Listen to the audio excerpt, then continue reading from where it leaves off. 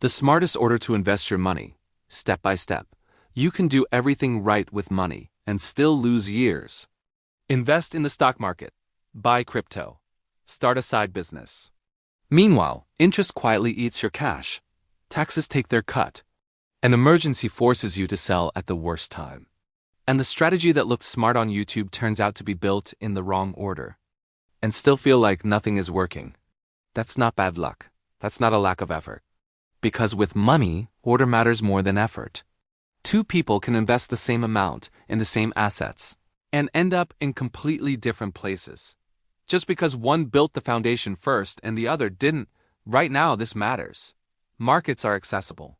Apps make investing feel like a game. Everyone talks about returns. Almost no one talks about sequence. So let's walk through the smartest order to invest your money, not to maximize excitement, but to maximize survival and long-term compounding. The first investment isn't in the market. It's in stability. Before chasing returns, you need a buffer between you and chaos. Because life doesn't send calendar invites before things go wrong. Job loss, medical expense, car repair, family emergency. Without a cash buffer, every surprise becomes debt or a forced sale, and forced selling is how long-term plans die early. This isn't about hoarding cash forever. It's about buying time. A basic emergency fund, a few months of essential expenses, turns a crisis from a financial disaster into an inconvenience. It's not exciting. It doesn't grow, but it protects everything that comes next.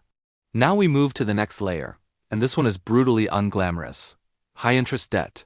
If you're paying 18% on a credit card, any investment earning 8% isn't progress. It's a math illusion. The debt is compounding faster than your assets. Paying off high-interest debt is a guaranteed return equal to the interest rate. No volatility. No guessing. Just a direct improvement to your financial position. It's not flashy, which is why people skip it. But skipping it is like trying to fill a bucket with a hole in the bottom. Only after the leaks are controlled does investing start to work the way people imagine. Next comes a quiet but powerful step: employer matches.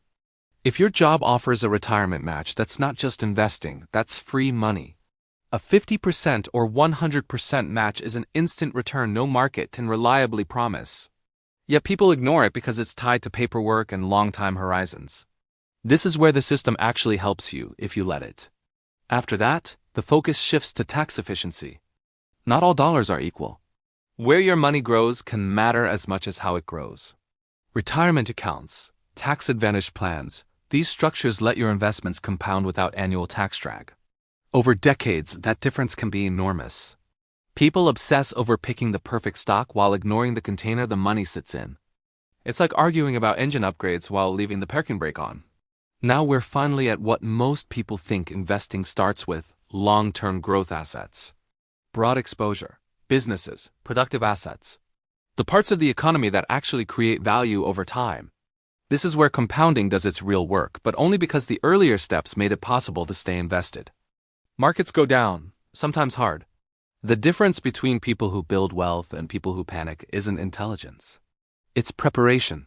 If you don't need the money tomorrow and you're not crushed by debt, downturns become temporary, not fatal.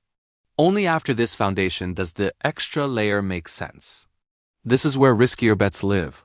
Individual stocks, startups, crypto, speculation, things that could outperform or not. These aren't evil. But they're toppings, not the meal. When people start here, volatility controls their life. When they end here, volatility is contained. Notice the pattern. The smartest order isn't built around maximum return. It's built around removing fragility first, then adding growth. But popular culture flips it. It starts with the exciting part: screenshots of gains, stories of overnight success. The boring steps don't trend, so they get skipped. That's how people end up investing while one emergency can still wipe them out.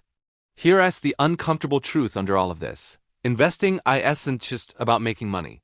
It's about increasing your margin for error. Each step in the order reduces the chance that one bad event derails decades of progress. Cash buffer reduces crisis risk. Debt payoff reduces compounding against you. Tax-advantaged accounts reduce drag. Diversified investments reduce single-point failure. It's a system designed to keep you in the game. Because the market rewards time more than brilliance. And time only works for you if you survive long enough. The irony is that the slow, structured path often beats the aggressive one. Not because it earns more every year, but because it avoids catastrophic setbacks that reset the clock. So when you think about where should I invest next, the better question might be, which risk in my financial life is still unprotected? Because the real power of investing isn't found in the asset you pick. It's in the order you build the machine that holds it. And if most people are still starting at the top, chasing returns before building resilience, the question I answer to who finds the next big winner, it's who's still standing long enough for compounding to matter.